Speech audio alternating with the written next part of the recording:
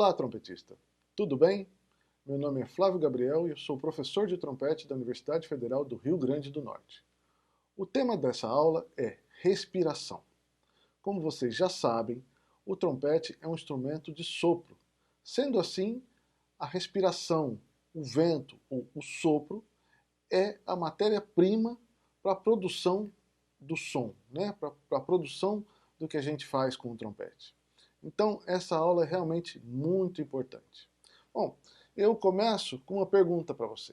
A primeira, presta bem atenção porque eu gosto de fazer umas pegadinhas. É uma forma de fazer com que vocês se liguem mais rápido do que eu, como estudante, me liguei.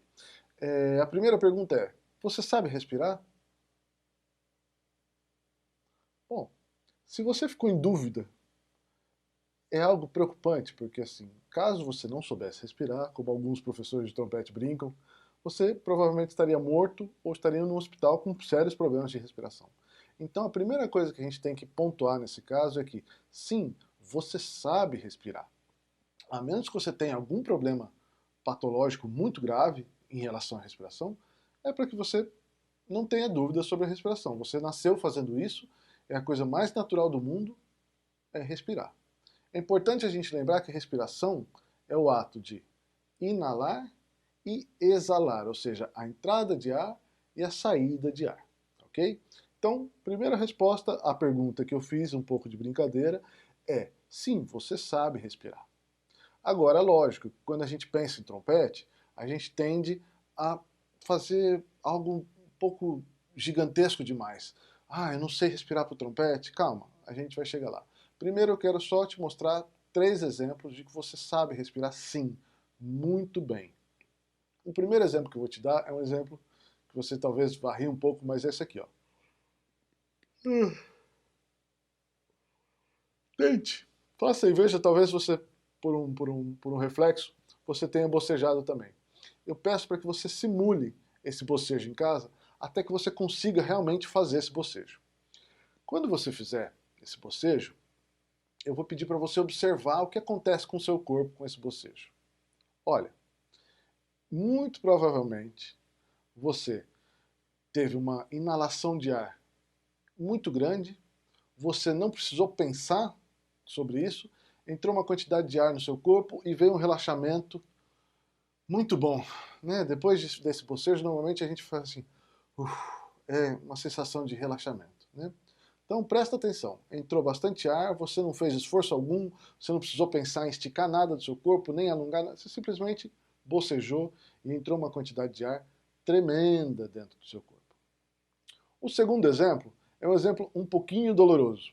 Você vai ficar aí, vai tentar esvaziar o máximo possível do ar do seu pulmão, né? O máximo possível, porque a gente não consegue tirar tudo de uma vez, mas tente esvaziar o máximo e você vai ficar um tempo aí sem ar algum dentro de você.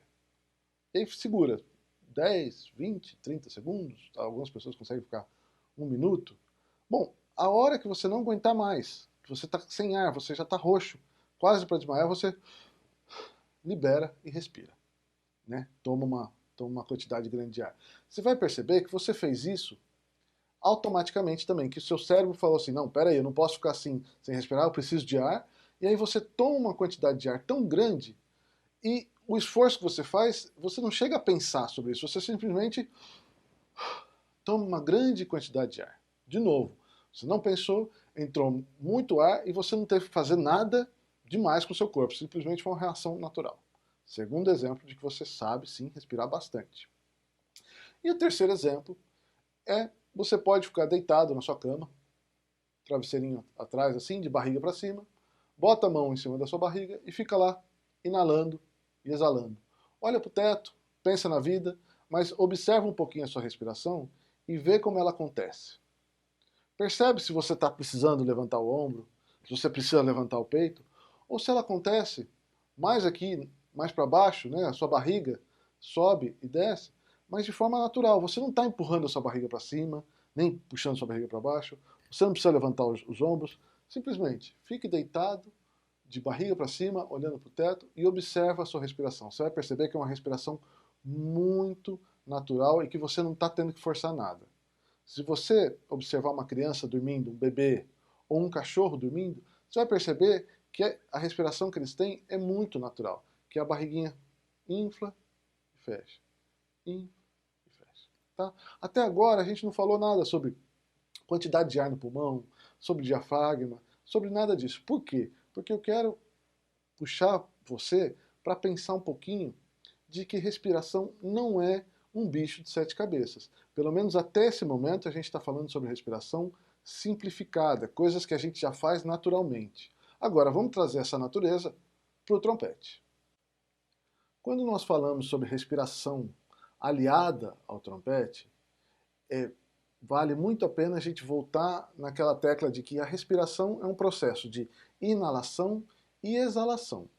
E, em geral, os trompetistas, quando pensam em respiração no trompete, eles pensam muito na entrada de ar.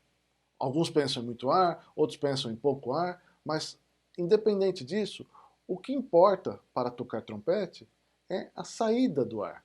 A velocidade com que esse ar vai sair, a quantidade de ar que vai ser usada nessa emissão.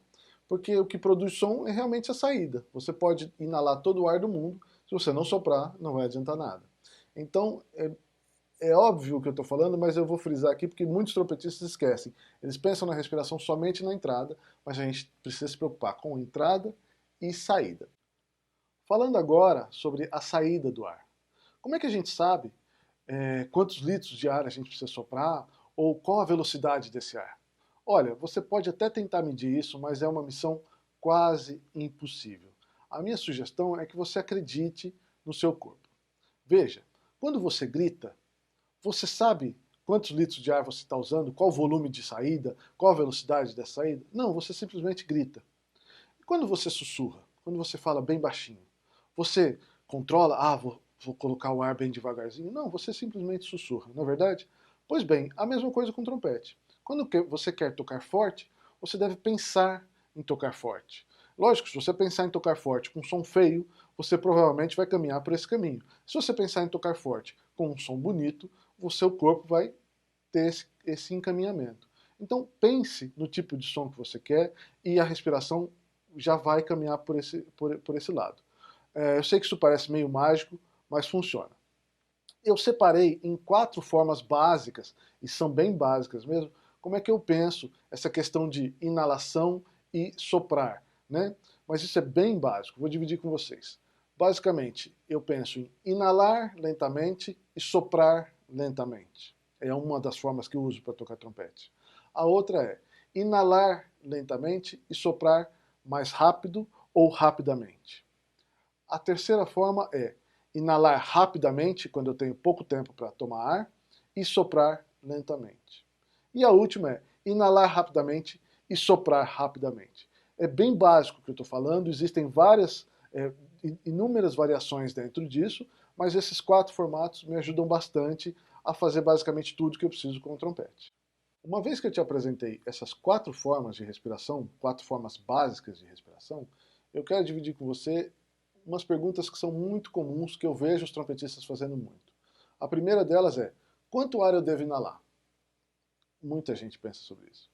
A outra é como eu utilizo o diafragma? E a outra é, quando eu inalo muito, causa hiperventilação, eu me sinto mal. Bom, existe um mundo de informações sobre respiração que eu aconselho vocês a consultar e que não cabe num vídeo de 10 minutos. Pesquisem sobre corpo humano, fisiologia do corpo humano. Os inúmeros livros e trabalhos que existem sobre respiração. Conversem com médicos que trabalham com respiração, com professores de educação física, professores de yoga, são excelentes professores sobre respiração. Essas pessoas vão te ajudar muito a esclarecer esses mitos que nós temos sobre respiração. Quando você diz que quando você inala muito você passa mal, o problema não é que você está inalando muito, é porque você não está entendendo ainda como é que você faz isso.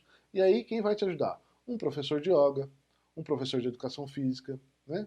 Fazer uma série de exercícios de respiração podem te ajudar com isso. Mas basicamente lembre-se que você sabe respirar, esses 3 exemplos que eu te dei funcionam super bem e você só precisa trazer isso para dentro do trompete, ok?